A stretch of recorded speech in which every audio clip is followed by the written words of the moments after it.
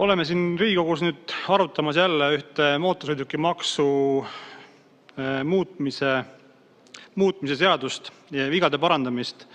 Ja peab tunnistama, et ega see vigade parandamine meid väga palju siin ei aita, et selles seaduses tervikuna on nii palju probleeme, et selle ainuõige lahendus on see, et mootorsõidukimaks ja autode registreerimistasu tulevad tegelikult mõlemad kehtetuks tunnistada mootorsõidukimaksu seaduse kehtetuks tunnistamisega ja ühel päeval see kindlasti ka teoks saab.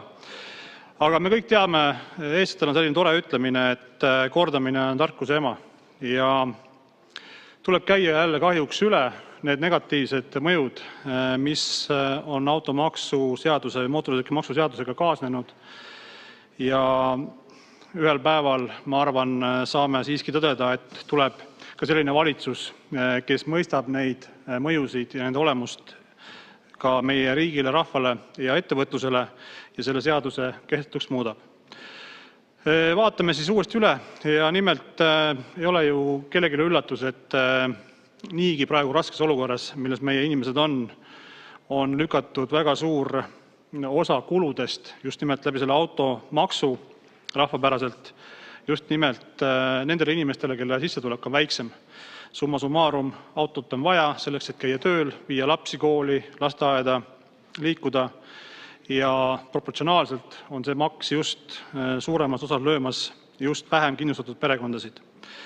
Oleme rääkinud ka palju sellest, et maapiirkondades elavad inimesed, kes ei ela tõmbekeskustes, on haavatavamad ja raskemas olukorras kui need, kes elavad suuremates linnades ja tõmbekeskustes, kuigi siin ka menetluse käigus Rahandusministeerium püüdis väita, et ei ole täheldatud suuri erinevusi siis transpordi kättesaadavuses nii maapiirkonnas kui siis ka linnalises keskkonnas, siis jään jätkuvalt enda juurde, et minu arvates on päris suur ja oluline vahe, kas sa elad Tallinnas, Tartus, Pärnus või elad sa mõnes muus väiksemas Eesti külakohas, kus sul ei ole võtta erinevaid sõidujagamisteenuseid, busse, taksosid,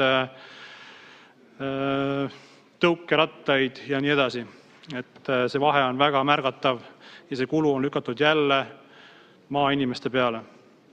Loomulikult oleme kõik, ma arvan, kuulnud ka seda, mida räägivad meie ettevõtjad. See kulu lükatakse ettevõtjate kanda, meie igapäevased transport, kõik, mismoodi me oma toidu saame, kõik muu transport, selle kulu maksame ju kinni lõpuks maksumaksjana.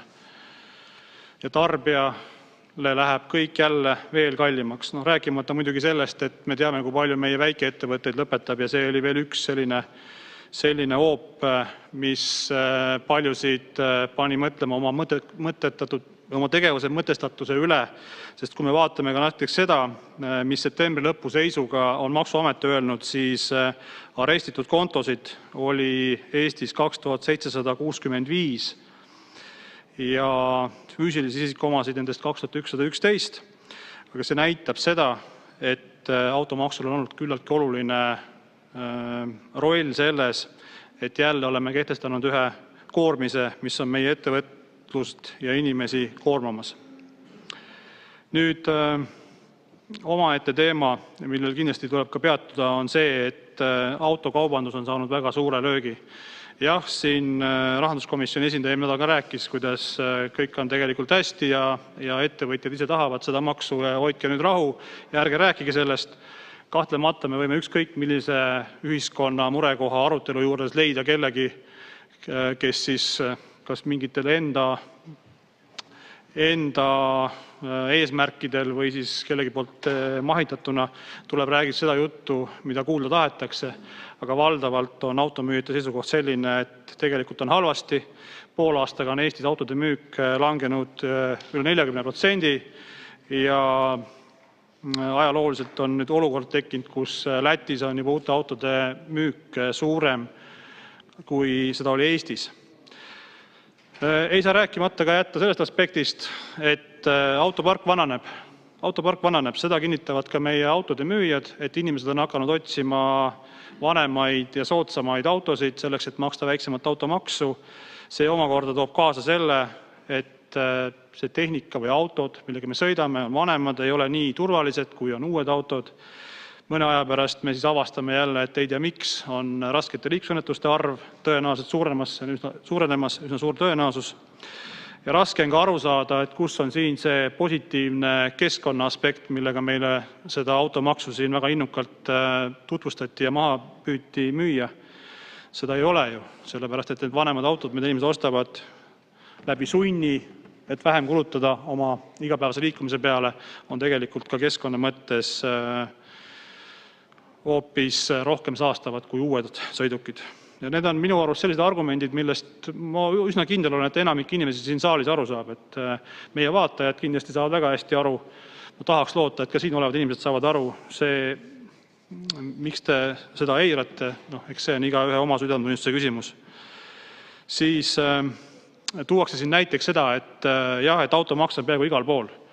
Igas Euroopa riigis peaaegu on, aga jäetakse rääkimata selle juures võrdlus, millised on seal muud aspektid, näiteks toiduaine käibemaks, millised on palganumbrid ja millised ka need automaksu numbrid on. Et neid tihti välja ei tooda, aga neid tuleb kõike vaadata koos komplektis, neid ei saa vaadata kuidagi üksikult.